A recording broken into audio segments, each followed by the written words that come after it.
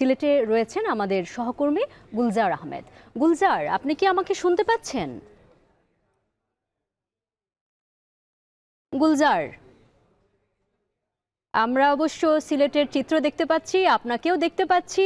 গুলজার, আপনার কাছে একটু জানতে চাই যে নির্বাচনকে ঘিরে সিলেটে এই মুহূর্তে কেমন পরিবেশ বিরাজ করছে, নির্বাচনের প্রস্তুতি পরিবেশ কেমন দেখছেন?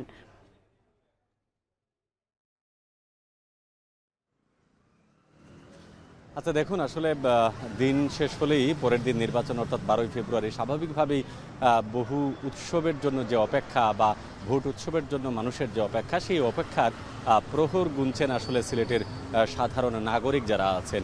আমি শুধুমাত্র সিলেট বলবো না, আমি বিভাগের কথা যদি বলি, সুনামগঞ্জ, মৌলভীবাজার, হবিগঞ্জ সহ বৃহত্তর সিলেটের মানুষ আসলে এখন অপেক্ষায় রয়েছেন 12ই ফেব্রুয়ারির। আজকে দিনব্যাপী আসলে প্রশাসনিক যে তৎপরতা আছে, বিশেষ করে নির্বাচন কমিশন, আইন শৃঙ্খলা বাহিনী সহ অন্যান্য যে সকল বাহিনী বা অন্যান্য যে সকল সংস্থা বিশেষ করে নির্বাচনের সাথে দায়িত্বে রয়েছে, দিনভর তারা নানান কর্মযজ্ঞ চালিয়েছেন। আমরা দেখেছি বিভিন্ন বাহিনীর, বিশেষ করে যৌথ বাহিনীর মহড়া দেখেছি এবং ভোট কেন্দ্রে কেন্দ্রে তাদের যে পরিদর্শন, সেগুলো আমরা পরিলক্ষিত করেছি। এবং সাধারণ ভোটারদের মধ্যে যে এক ধরনের উৎকণ্ঠা ছিল, সেটি আপাতত নেই। বিগত কয়েকদিনে নানান গুজব বা অপপ্রচারের ভিত্তিতে সাধারণ একদম প্রান্তিক ভোটার যারা, তারা কিছুটা চিন্তিত থাকলেও এই 2 দিনের যে কার্যক্রম, বিশেষ করে নির্বাচন কেন্দ্রিক যে প্রস্তুতি, সেটি অনেকটা পরিবর্তন হয়েছে এবং অনেকেই আসলে বিষয়টিকে ইতিবাচকভাবে দেখছেন।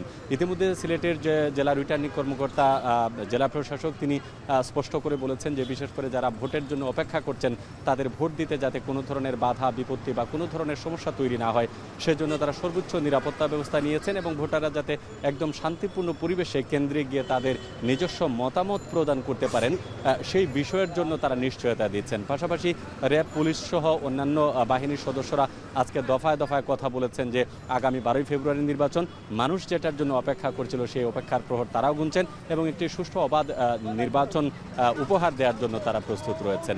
এই ছিল আমার কাছে সিলেট থেকে সার্বিক তথ্য। অনেক ধন্যবাদ গুলজার আপনাকে।